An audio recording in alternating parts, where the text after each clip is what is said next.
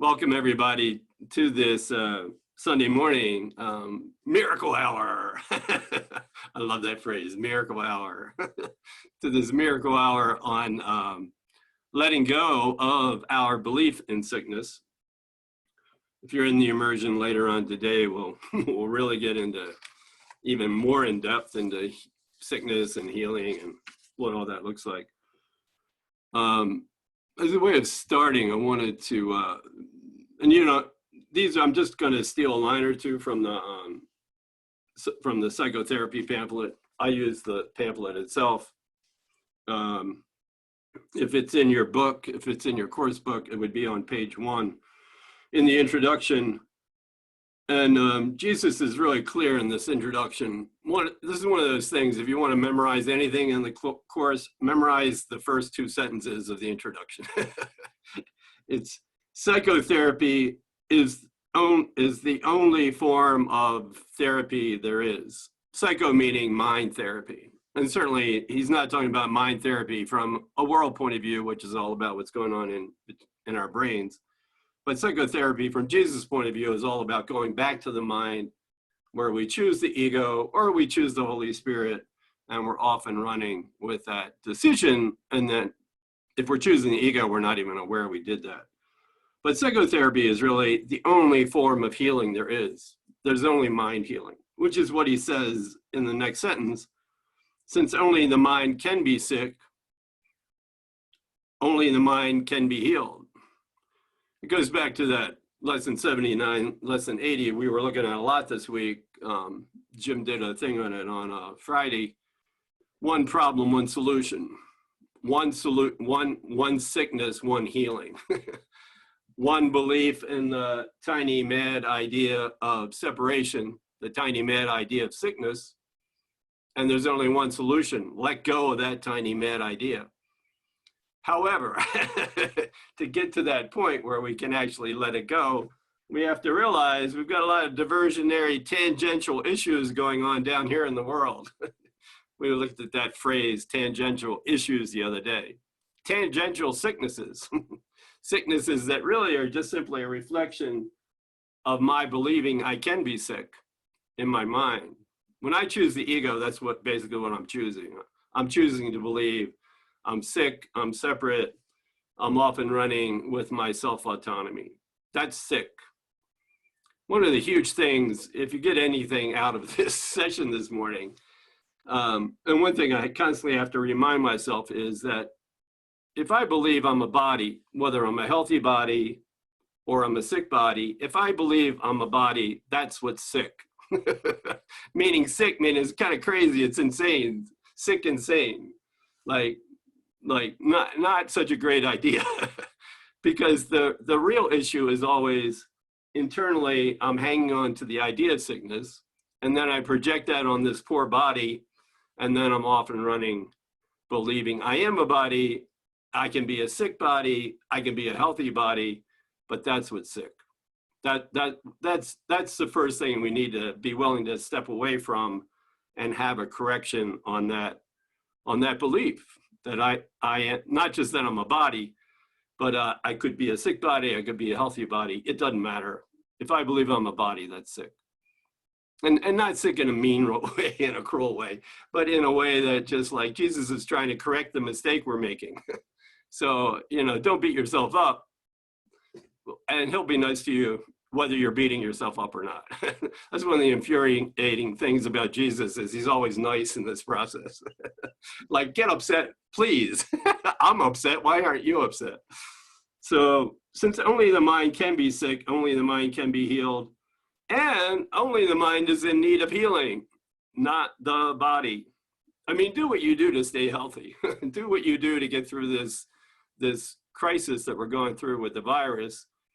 But, in your best moments, step back with Jesus and realize, be willing to see that you're not a body. Because what's happening when we think we're a sick body, when we're really honest about it, there's always a face behind that sickness. I mean, the face could look like the coronavirus, the little crown they show every time you look at anything on TV with all the little crown things sticking out of it. I mean, that's the face of something else. And usually behind even that form of sickness, choose your favorite political bad guys. If you're Republican, the Democrats are the bad guys. If you're Democrat, the Republicans are the bad guys. There's lots of faces behind these sicknesses. There's lots and lots of faces when we're really being honest about it. So choose your favorite face and be willing to see the responsibility and the blame we're putting on that face to be able to see that person the way Jesus does. There's always a grievance behind a sickness. Sometimes it's me. Sometimes I didn't take care of myself, and now I'm bemoaning the fact that, Tim wasn't healthy, he didn't exercise enough, he didn't take his vitamins, whatever. But there's always a face behind it. Usually it's somebody else's face. Sometimes it's my face. So you got the form, you got the sickness, you got your belief that you're a body, and just underneath the surface, not very deep, you're blaming that on somebody or something. So that's intellectually just to be able to sit with that idea. And then ultimately, hopefully, be able to ask Jesus to help us see whoever that face is, whoever that person is, whatever that thing is, the way Jesus does. And that begins the forgiveness process, which is really what healing always is. Line 4, and we're on page 1 in the psychotherapy pamphlet. Only the mind is in need of healing. In line 4, this does not appear to be the case, for the manifestations of this world seem to be real indeed. All the forms and sickness seem to be quite real. That's why we believe we're bodies in the first place. So I can take the pain of believing I have a sick mind and I'm separate from my Father. That's what the sickness always is. And I get to project that on all these little stick figures down here in the dream, except I think those stick figures are not stick figures. I think they're very real. And I think I know what the source of the pain is. The other line in this psychotherapy pamphlet, it's on page 20 or 21, depending on which book you're in. Whether you're in your course book with the supplements or you're in the separate pamphlet. My separate pamphlet's on page 21. It's paragraph 6. Another line to memorize. This is one of Bruce's favorite lines. Paragraph 6, line 1. And this is so important. I mean, once again, get a handle on this intellectually, but this is so important. It is in the instant, the holy instant, really. It is in the instant that the therapist forgets to judge the patient that healing occurs. And this can be true of any relationship we're in, not just the therapist-client relationship. This is my relationship with Lynn. This is my relationship with you. This is my relationship with Jesus. This is my relationship with our cat, with my computer, with whatever. In the instant that I forget to judge the other guy, healing occurs. It's got nothing to do with the other guy. It's all about me. I'm the one that, if I'm hanging on to sickness, I'm the one that has to let it go. It's in the healing, it's in the moment and it's all based on judgment. It's all based on finding that grievance against whoever the face is and insisting that they somehow are responsible for robbing me of my peace, even a little bit. So it's in the instant that I let go of that judgment that healing occurs. That's all it is. It doesn't have anything to do with the other guy's body. It doesn't have anything to do with my body. It's when I let go of the grievance. It's when I let go of the judgment, the healing occurs. Minds are joined, so it's going to rub off on the other guy anyway, in some kind of, spiritual way. So if you want to get back at the other guy, just don't judge him. I mean, if you really want to, forgiveness is the best form of revenge. I saw that on a bumper sticker. But Jesus wouldn't quite put it that way. But if you want to let go of being in pain, if you want to let go of your belief in sickness, let go of the judgment of the other guy. You start there. He'll eventually walk you through the other parts of the process, but that's always where we start. Who is it I'm pointing the finger at? And am I willing to see them a different way? Always that. Nothing else but that. That's the way we start. If I think I'm a body in this moment, if I have any conscious fear of anything happening, can't go out anymore. I'm going to get sick. My loved ones are going to get sick. Whatever it is I'm consciously afraid of, there's always the way to heal that fear is to see who I'm pointing the finger at and be willing to let that go. With Jesus' help. As Jane was pointing out the other day, you don't want to go into this process without Jesus. You get more crazy. And we're already crazy enough. Go in with Jesus. Go in with whatever the voice of love inside of you and access that voice. Ask that voice for help. The other thing I wanted to look at quickly is in the manual. It's number 5. It's on page 18. And once you start seeing this, you'll see how many 8 million times in the course where Jesus says this all the time. Sickness is not about the body. Sometimes he refers to the body. Lesson, I think it's 136. He talks about sickened flesh. One of those lessons. I mean, he doesn't have a great view of the body's just a puppet. But we surround our minds with this sickened flesh. And it doesn't matter whether the flesh is healthy or sick. It's just we believe that the flesh is real and the flesh is somehow affecting my peace. So paragraph 3 on page 18 in the manual. What is the single requisite for this shift in perception? Once again, what's going on here? What is the single requisite for a miracle? It is simply this. Ta-da. The recognition that sickness is of the mind and has nothing to do with the body. Period. And then drop down, and then it kind of, it really tells you what the real sickness is internally in the mind. Line 11. Once we realize this, the sickness is of the mind and not of the body. Line 11, herein is the release from guilt and sickness both, for they are one. From Jesus' point of view, the only sick thought is a guilty thought. The only sickness is guilt. And am I willing to look at my own belief that I am this guilty thing that's separated from my Father? But first, I always start with the other guy out here because I projected all that on some poor stick figure in the dream. Sometimes me, mostly you, but I'm blaming it on somebody. I have to do that in order to not take responsibility for my own belief in sickness, my own belief that I'm a guilty thing. Guilt equals sickness. Guilt and sickness both, they are the same. Jesus in the manual really points out that healing is the same as atonement, is the same as forgiveness, is the same as holy instant, is the same as holy relationship, etc.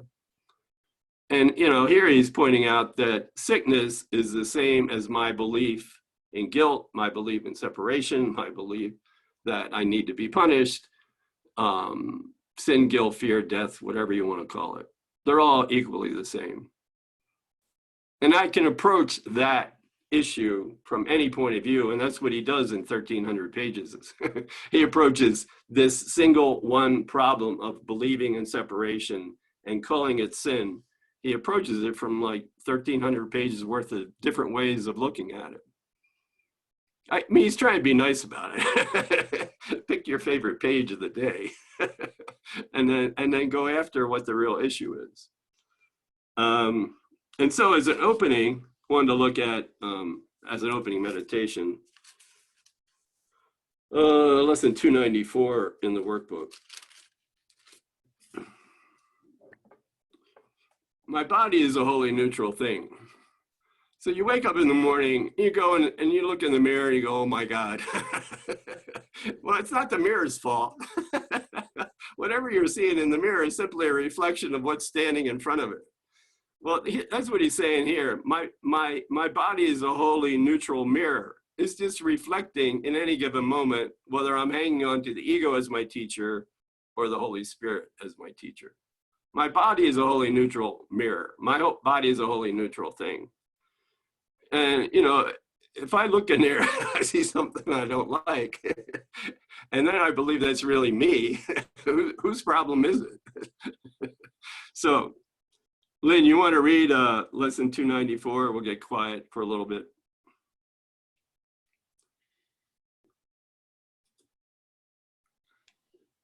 Sure.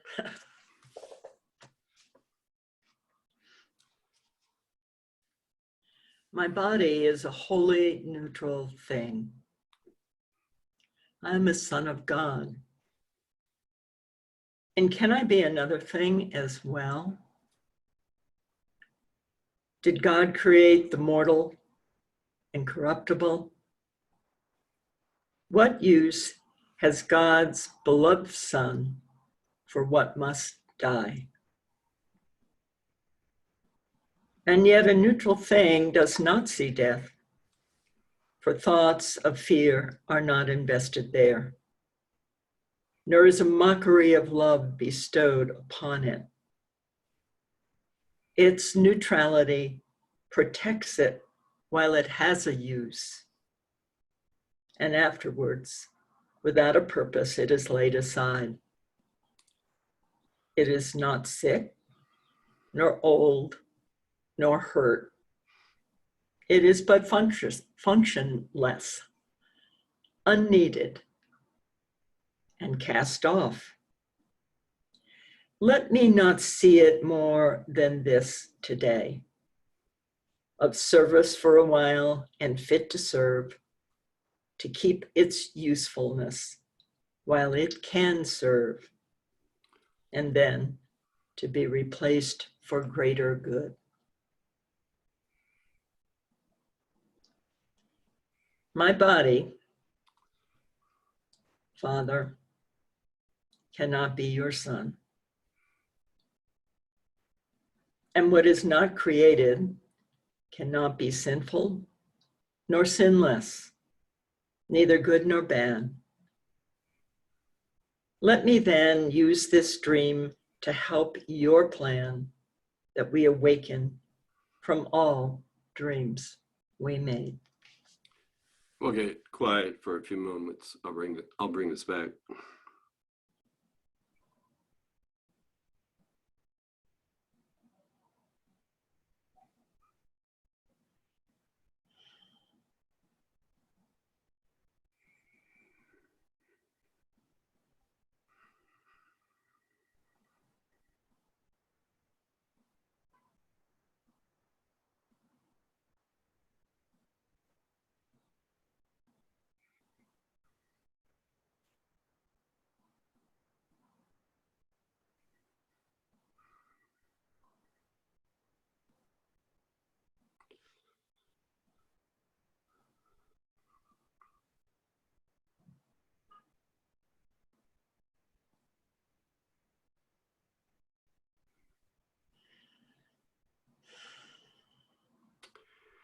And gently come back. So anybody got any good drama going on you want to use as a classroom this morning? Any good? I know everybody's got drama. Are you taking any of it seriously? We won't judge you. Jesus won't anyway. I want to say something a minute about the lesson. I think what really does matter is the purpose for which we use the body.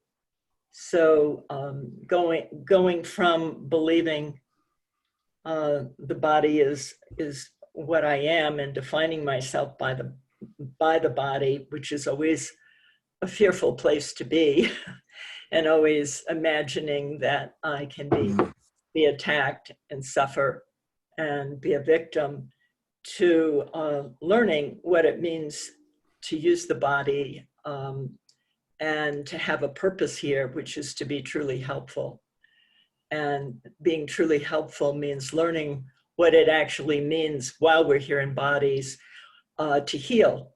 Because the only way I will recognize that I am healed, that my mind is healed, is by healing, by extending the Holy Spirit through the body in my relationships with my brothers. So learning from a different teacher would be another way of saying, change the purpose.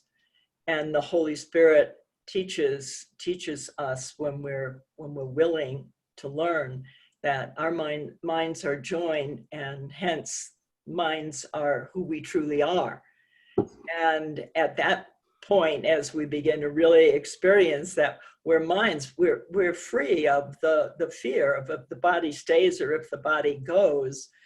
We're beginning through the practice of A Course in Miracles, and the miracles that we see through learning from the Holy Spirit.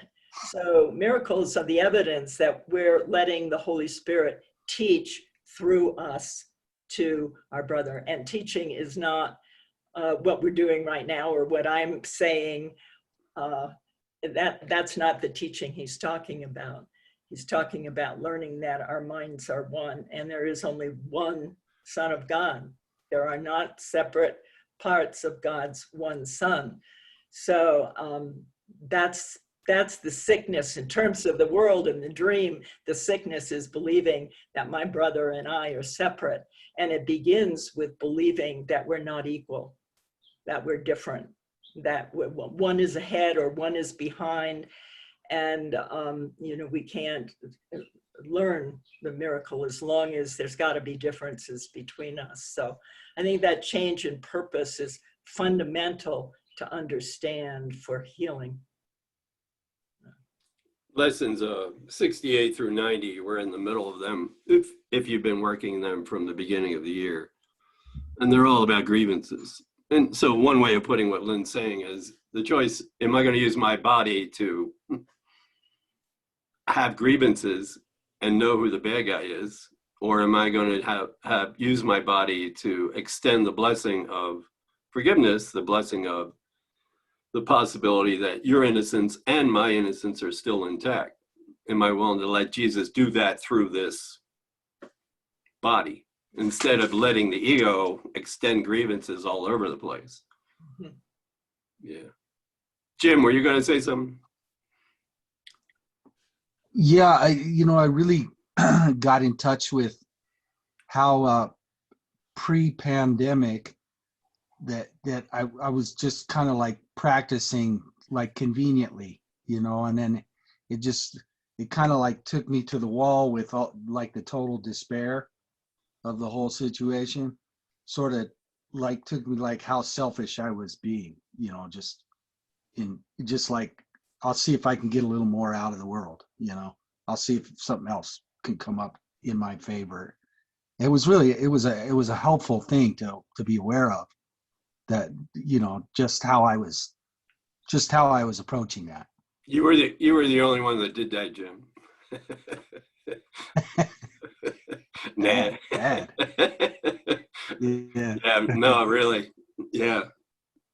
Like one of the one-liners I heard on the news the other day was, a week from now, we're going to look back at today as the good old days. And it's true. If you look back pre-pandemic, they seem like the good old days.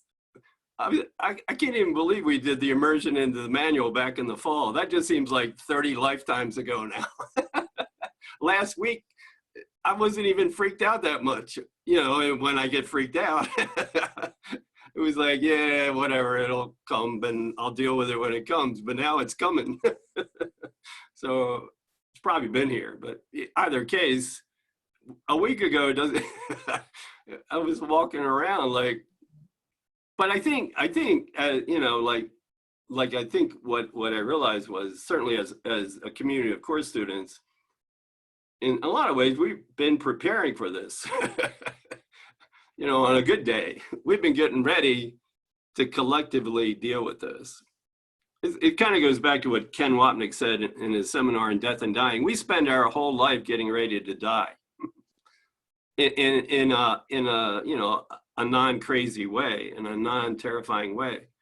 Well, in a lot of, like everything that's led up to this point has been preparing us, of course, students or not, how we're going to individually deal with it, how we're going to collectively deal with it.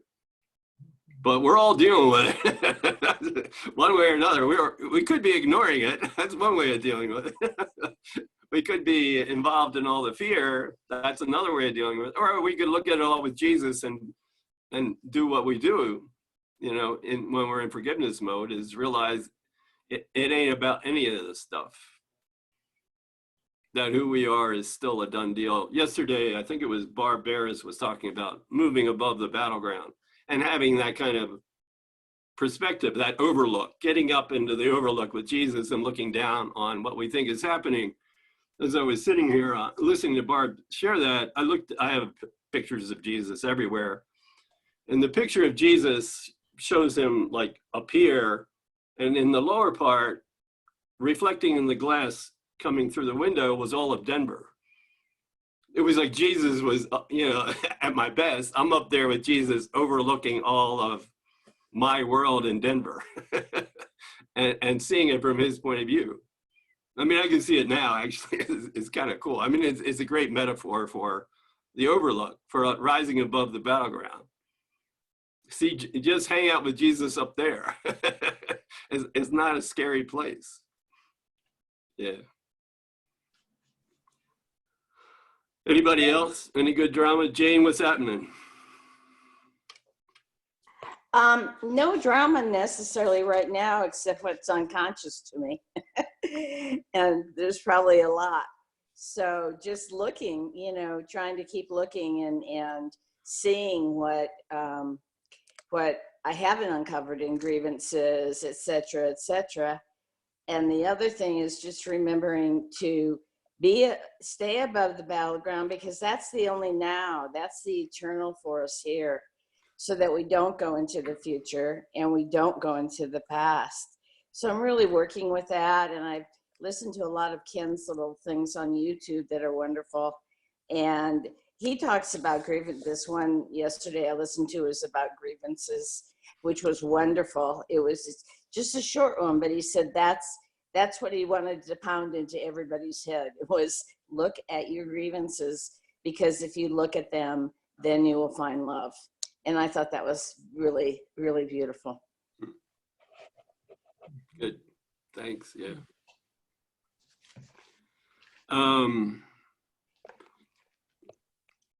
Hopefully Whitney's not going to do lesson 140 tonight.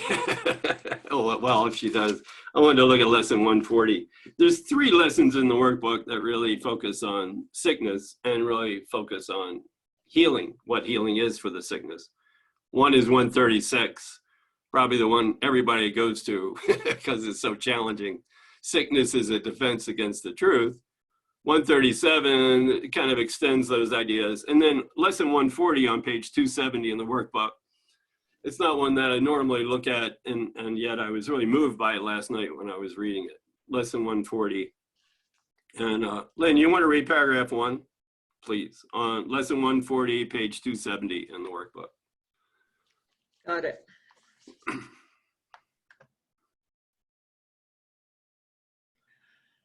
Only salvation can be said to cure. Cure is a word that cannot be applied to any remedy the world accepts as beneficial. What the world perceives as therapeutic is but what will make the body better.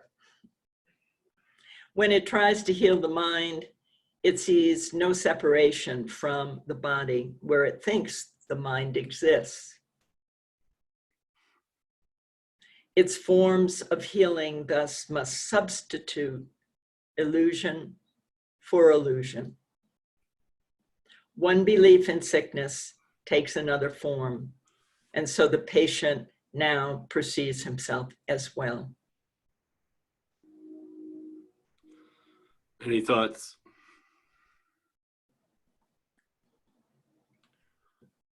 Well, a healed body and a sick body are both illusions. The only healing can happen when we learn from a different teacher. You know, when we really lay down our arms and believe that we know something and can figure something out, or we have an answer about anything, and just simply allow ourselves to be taught, then real change can happen.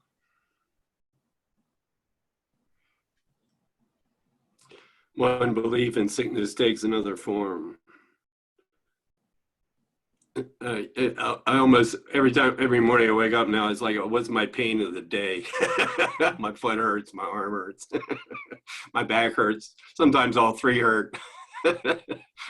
and then rub some CBD oil on everything quick, because that's my newest form of magic, and I believe it works. So it works. At least the physical pain goes away. And Jesus is never, ever, ever, ever telling us not to put away our CBD oil or our aspirin or anything we do, our diet, whatever we do to kind of appropriately help ourselves get through this and feel better.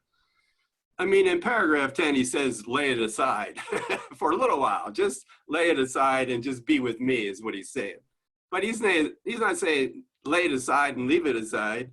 Use whatever you use. You think you're a body, use what you think is appropriate for your body to stay healthy and not be in so much pain, emotionally or physically. Do what you do.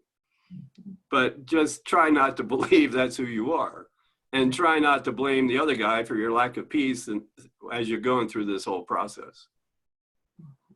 Yeah, I think he's pleading with us to realize that the only real change is going to be in our mind, and we can keep doing all that as long as we want.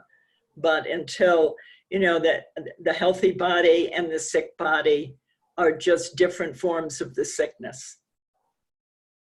As you said earlier, the belief that the body is what I am is the sickness. Yeah. So by getting back to the mind and choosing a different teacher, we're really making a real change. Yeah.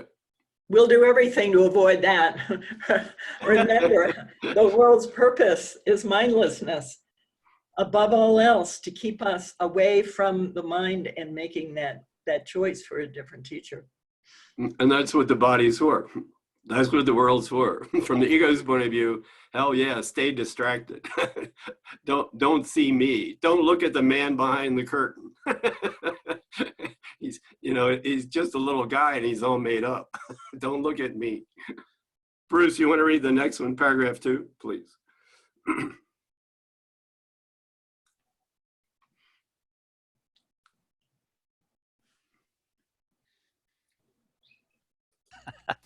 Where's my cursor? There we go. Can you hear me now?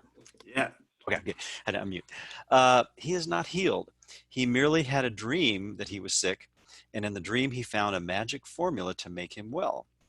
Yet he has not awakened from the dream, and so his mind remains exactly as it was before.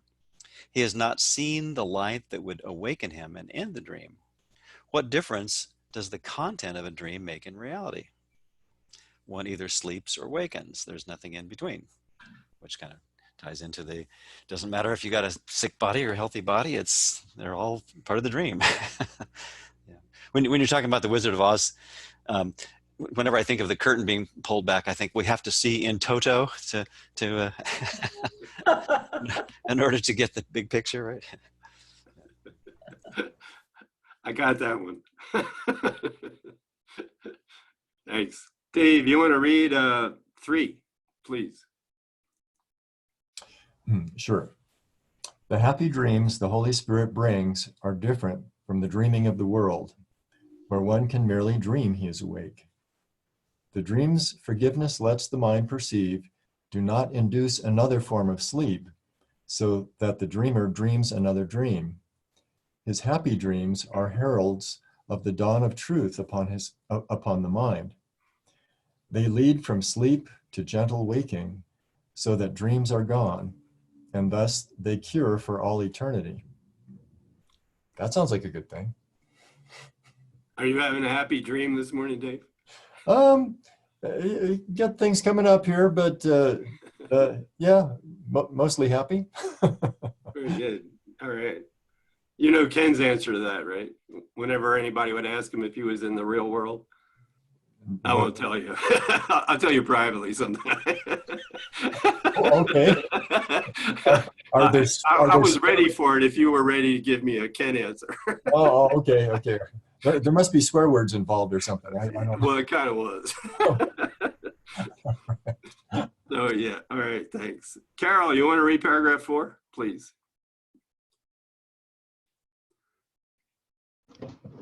I was just thinking my voice isn't really conducive to like, yes, indeed, I'll read. You sound good. Ah, cool. Atonement heals with certainty and cures all sickness. For the mind which understands that sickness can be nothing but a dream is not deceived by forms the dream may take. Sickness where guilt is absent cannot come, for it is but another form of guilt. Atonement does not heal the sick, for that is not a cure. It takes away the guilt that makes the sickness possible. And that is cure indeed. For sickness now is gone, with nothing left to which it can return. Any thoughts, Carol? I need to let this sink in. My back hurts. But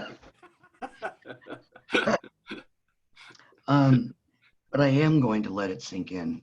I'm really glad for this conversation. Alrighty. Intellectually, I get it. That's a start. That's good. Hasn't made it to my mind yet, I guess. Whatever. One of the ways, because he kind of flips in and out. He's talking about sickness in the mind, the real one and only sickness, and that's not real. But then he's on about sickness in form. So, and he's comparing it to two different dreams. So we have the secret dream, chapter 27 talks about the secret dream, where we think we threw God out the window, we've chosen separation, and we're feeling terrible. And then that's the sickness. All that's made up, but that's the real one and only sickness. And then we have the external dream, the world dream, where we think we're a body and my back hurts, where we think we're a body and we might get sick, where we think we're a body and something's going wrong. So that's kind of, there's two dreams. They're really flip sides of the same coin, but that section in the hero of the dream and the section just before that in chapter 27 really, really, really look at these two different dreams and how they're really the same thing. And it gets real serious in there. I mean, like it's one of those places where he goes, externally you think something's trying to kill you.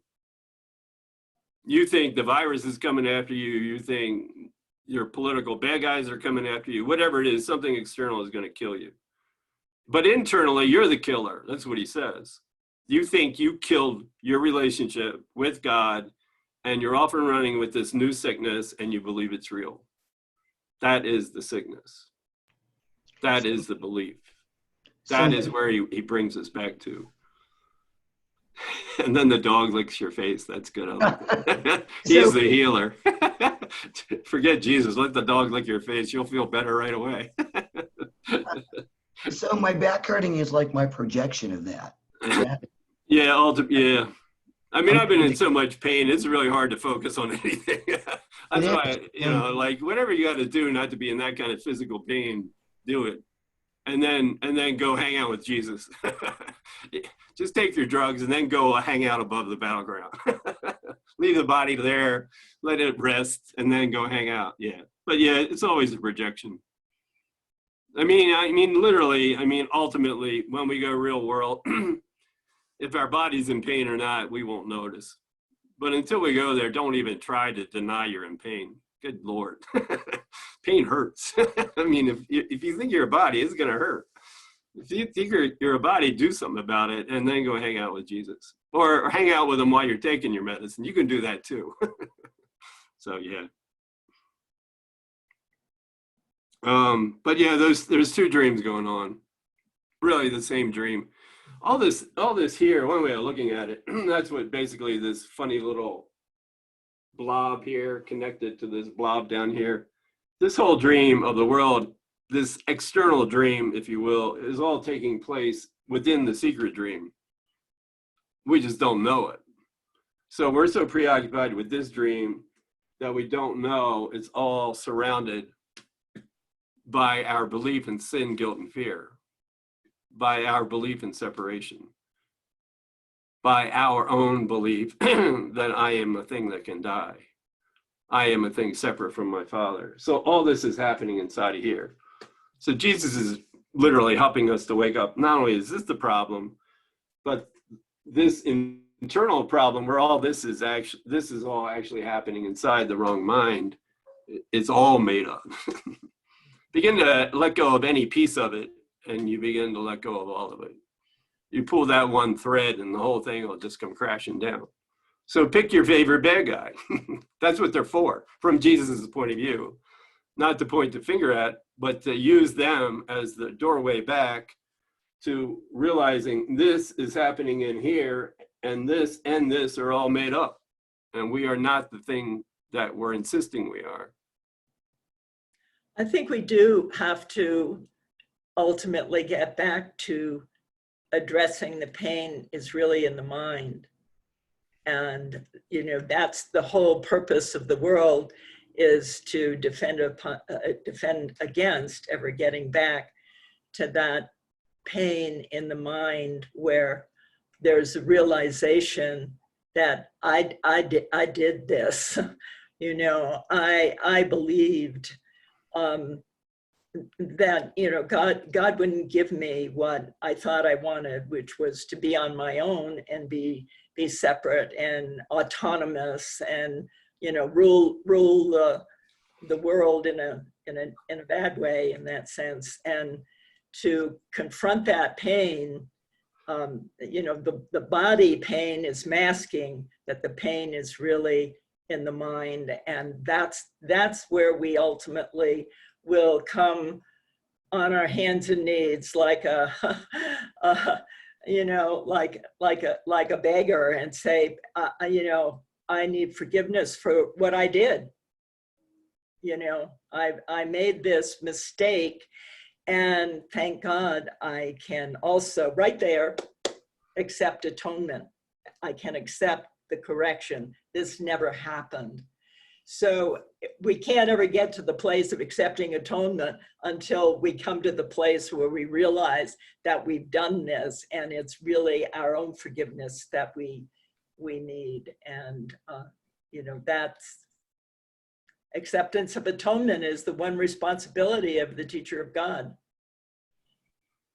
And it's not enough, as he says in chapter 1, it is not enough just to recognize our need for healing, because essentially forgiveness is just another form of judgment unless we follow that recognition of that need with, yes, I accept the correction now.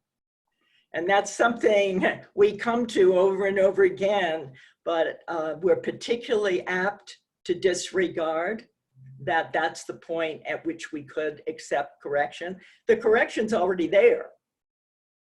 So if I'm not willing to say I accept the correction now, all I'm doing is putting it off.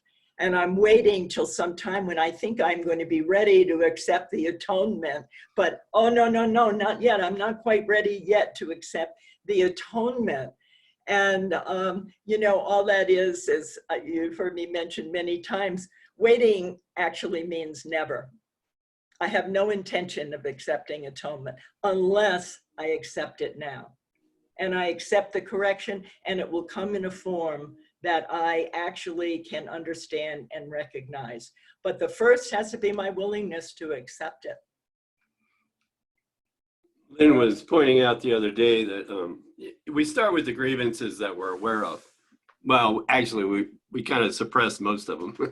But I mean, you know, like that earlier lesson said, you know, think of who your favorite bad guy is. Oh, you already thought of them. I mean, we don't have to dig too deep to find a bad guy out here. So, but all those grievances are in some ways distractions, as long as I think that they're real and I'm justified in that grievance. They're all distractions from the real internal grievance. And in the internal grievance is really, I have a grievance against God because he didn't recognize me. Now, that sounds preposterous and and totally out of our awareness if we haven't worked through these steps yet. But when we get back to this place, I mean, the grievance is against ourselves, in a sense, for having believed we left heaven and we're never going to be able to get back. So we got a grievance against ourselves, but we also have a grievance against God because he didn't recognize the new me, the new product on the shelf. He didn't recognize me. And I was just so thinking, that grievance is underlying these grievances. Go ahead, Bruce. I was just thinking, how dare he who isn't a he not recognize this separate self that I've, glamorized, rhapsodized about, and enshrined as the be all end all, right? So yeah. Yeah. It's it doesn't feel like it, but when we begin to move from our awareness of this stuff back to here, there's a real sense of insistency that we're, the Walking Dead, that we really did do this and we're eternally damned. That's why The Walking Dead are so popular. All the movies about vampires and Dracula. And I mean, the Course is saying we all believe we're the Walking Dead internally, and that we're hanging on to that. I mean, and that's a really ugly place. You don't have to get there right away. Go through this first. This is bad enough. But when you get back to this internal place where you're insisting you are the home of evil, darkness, and sin, lesson 93, don't forget to ask Jesus for help. Because he's standing right there. I mean, he would have left if you really were the home of evil, darkness, and sin, but he didn't go anywhere. He's still right there. Just say, show me something else. I think I am this thing that did this terrible thing. How come you're still here? Why didn't you leave? Let me tell you how bad I am. Down here, I was telling him how bad everybody else was. But in here, I'm insisting I'm the bad guy. I'm the dark thing. And he'll show you something else. He showed us down here that this wasn't what was going on. He'll show us this isn't what's going on either. If we just let him. Just let him. Yeah. Jane, you want to read paragraph 5, please?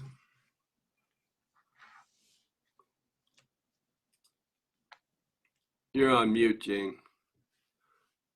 There you go. Okay. Peace be to you who have been cured in God. Is that right? Yes. Okay. Which And part not- is right? What he said, or are you on the right paragraph? Both. Both. Peace be to you who have been cured in God and not in idle dreams. For cure must come from holiness, and holiness cannot be found where sin is cherished. God abides in holy temples. He is barred where sin has entered, yet there is no place where he is not. And therefore sin can have no home in which to hide from his beneficence. There is no place where holiness is not, and nowhere sin and sickness can abide. True. Any thoughts? Well, I mean, on the intellectual level, I think we believe that. I think that we know that this paragraph is truth. It is truth, and that's what. But we have to go deeper so that it becomes on the level of reality for us. And again, like I say, we can't do it without holding Jesus' hand and looking at the grievances, so that they uncover. We see that they're nothing, and below that is the love, the pure love. And it was, that last sentence reminds me of our insistent, here the insistency, I know who the bad guy is, and Jesus should get on the ball and take care of it. Here I'm insisting I know who the bad guy is, and it's me. And then this is like, and God thinks otherwise. However, there is no place where holiness is not. However, God thinks otherwise. It was the thing that freaked Helen out the most. She'd get so mad at Jesus whenever he would say that. And God thinks otherwise. She'd get furious. But that's what he's saying in that paragraph. God still loves you. God thinks otherwise.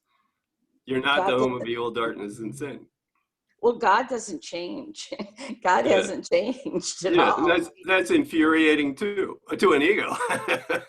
Yeah, of course it is. The ego doesn't want us to think anything about God that's good, as quote unquote good, and the Holy Spirit doesn't know anything about what we think is the ego.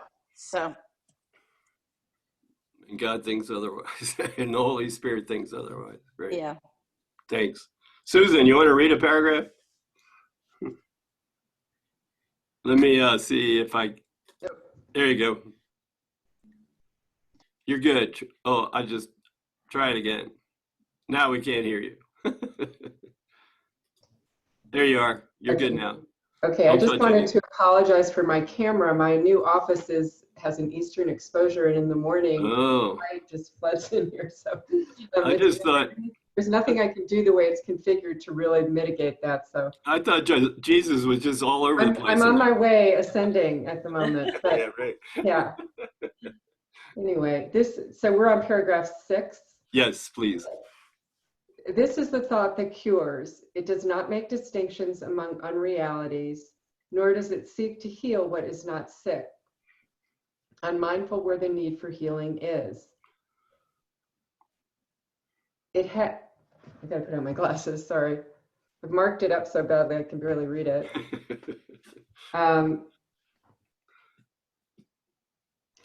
This is no magic. It is merely an appeal to truth which cannot fail to heal and heal forever. It is not a thought that judges an illusion by its size, its seeming gravity, or anything that is related to the form it takes. It merely focuses on what it is and knows that no illusion can be real. Any comments, Susan? Well, I guess it's just continuing the conversation that it's been, that Jesus has been giving us, that we're minds and not bodies, and that this really has nothing to do with healing the body. But I do think that, and I love the point that Lynn was making, that's so true, that we get right to the edge of accepting that Jesus's answer, and then it really scares us. And I think that for me, I'm noticing that this is such an opportunity. Our grievances, we should be more aware of them as course students all the time. But right now, for most of us, and for me, I'm finding that there's not a moment really where something isn't coming up. And so we're really confronted all the time with our fear of letting go of our belief of the personal self and the body. And for me, that maybe the magic, even as we do it, a step in the process, maybe if it's all we can take, is just to as we do our magic, as we were saying, to kind of, calm the body. It's really the emotional body that we're calming down, because and the physical, thinking that that's going to help the physical. But that's a right-minded step if we can use it in the sense of being kind to ourselves, and really, but remembering that that's not the whole way, and maybe we're not ready right now. But I do think that it's great to think about that, right in this moment, for just a moment. That's what the Holy Instant is all about. Maybe I can just go a little deeper and really make that step. I could always jump out again, and I probably will. I know I will for a while, but that we can maybe just really embrace how much Jesus is disagreeing with us on this point, and maybe for a moment just trusting a little more. So Good. Thanks. thank you. The other day I was taking a walk in City Park here in Denver, and snow and everything, and I had the whole city lake to myself, and I'm walking along and I'm looking at the geese that are nestled along the beach, and the trees and the street lamps, and there's a lot of the Son of God that's not freaked out right this second. Humankind, the species, is kind of freaked. I mean, there's all these other pieces of the Son of God, like our cat. Our cat loves us being home all the time. He just, this is a miracle for him. And, the geese were fine. They're all nestled together, cuddled up. The trees were fine. There's no blight taking them out lately anyway. So, I mean, there's lots of parts of the sunship that aren't exactly freaking out right this second, the way, the human species is. So, and so it's our classroom. And, we're all, it's a collective issue for us. And, and thank God we have the course to deal with it. Thank God we have this process, 2 steps of forgiveness to get back to some kind of overlook with Jesus and look down on everything and be okay. Yeah. Oh, let's see. Kishore, you want to read something? Sorry, I was not following. Which page is it? Heck, I don't know. You're on paragraph 7. No. Which page? I didn't even Oh, follow. page 271. You're really out of it. 271 in the workbook. Oh, okay. Sorry. That's all right. You're up there with the trees and the birds and everything's I'm fine. actually with my cat. Actually, he was the one who was asking me to come and sit here, so I have to move from my office to get. So bear with me. So it's 271 in the workbook. Yes. So paragraph 7. Please, yeah. Okay, thank you. Let us not try today to seek to cure what cannot suffer sickness. Healing must be sought, but where it is, and then applied to what is sick so that it can be cured. There is no remedy the world provides that can affect a change in anything.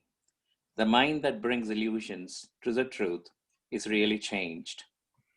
There is no change but this. For how can one illusion differ from another, but in attributes that have no substance, no reality, no cure, no core, and nothing that is truly different? Any comments about that, Kishore? Actually, I have a comment about what Lynn said about the holy instant is right now, asking for, you can choose right now, not I'll wait. Actually, this morning I was waking up thinking about, can I just go through this pain and all the torture I put myself through because of what is happening outside there, kind of a thing. So, and I can choose right now. That is one of those things I'm having problems with, because for some reason I've never been addicted to news programs. With this coronavirus, it's like I'm practically in YouTube going through ABC, NBC, CBS. And yesterday I'm actually thinking to myself, oh my God, you are just so, it's kind of psychotic experience I'm having, like, oh, I need to see what is the latest one, kind of a thing. Where does it go? I'm like, how many people died? How many people, like, it's like somehow my ego is enjoying every bit of it. And I am so, it's like, it's crazy. I'm actually looking at myself. I'm like, oh my God, I'm like a kid in a candy store with the ego, enjoying every bit of chaos that is coming out of through the news programs. That's one of those things I can actually choose right now not to take this seriously. But for some reason, my ego is like, nope, I'm not ready. I just want to enjoy this. It's crazy, but it's the truth. It's kind of, that's a sad part of it too. So. Yeah, and it's certainly one way to approach the watching anything, including all the different media, is Jesus help me see Lester Holt the way you do. I mean, everybody on the screen becomes an opportunity for me to change. So, I mean, they're each a doorway back. I mean, we don't have to not watch TV. We can just, in that moment, any moment, right now, use any of the faces on the screen as a doorway back, including my own. Jesus, help me see us the way you see us. I mean, it's that simple, and it's almost that silly. It's that simple, but it's always that. So you can, watch as much TV as you want. Just use it as an opportunity not to be a psychotic. Use it as an opportunity to share the blessing of holiness with everybody. That's the way we realize we got it. as we stop condemning, we admit, maybe I'm not seeing even Lester Holt, not to mention our favorite bad guys, the way Jesus is seeing them. Am I willing to see them in this moment the way he is? Am I willing to extend that blessing of holiness to them in spite of what they're doing or not? Everything's an opportunity. It always was. It's just so in our face right now. Every second, every YouTube show. Yeah. Whatever you do, don't watch the PBS one from yesterday. That's a good one. Whoa, those maps. Look out. So anyway, Ryan, you want to read a paragraph?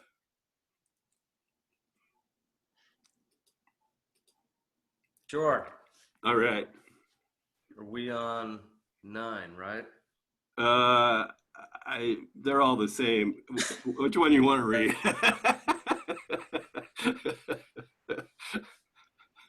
Which one did we just finish on? I think it was 7, I think. Oh, we're on 8. Okay. Yeah. Today we seek to change our minds about the source of sickness, for we seek a cure for all illusions, not another shift among them. We will try today to find the source of healing, which is in our minds because our Father placed it there for us. It is not farther from us than ourselves. It is as near to us as our own thoughts, so close it is impossible to lose. We need but seek it, and it must be found. Anything about that, Ryan?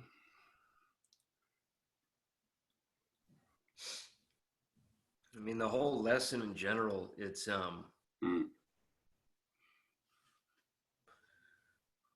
I think more than anything, what's driving home for me is I sometimes it's easy for me to forget that it's really just at the level of the mind. There's nothing physically to be cured. And that's it. That's nothing else from this paragraph in particular. No. Yeah, like Susan was saying, it's just continuing this running train of it ain't about what we think it's about. Right. Yeah, it's like there's that additional layer almost. Mm-hmm. As a closing, I thought we do paragraph 10. And so he's telling us just lay aside all your magic just for a little while. He's not saying permanently here. just relax. Enjoy the blessing of holiness. Let go of your condemnation of yourself and each other. And just allow yourself for a minute to relax in the holiness. That's all. And we'll do that. Lynn, you want to read paragraph 10? We'll get quiet for a little bit. Sure.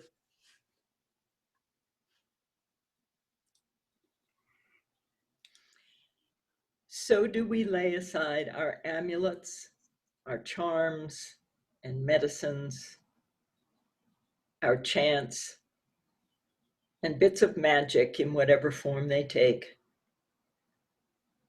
We will be still and listen for the voice of healing, which will cure all ills as one, restoring sameness to the Son of God. No voice but this can cure. Today we hear a single voice which speaks to us of truth, where all illusions end and peace returns to the eternal, quiet home of God.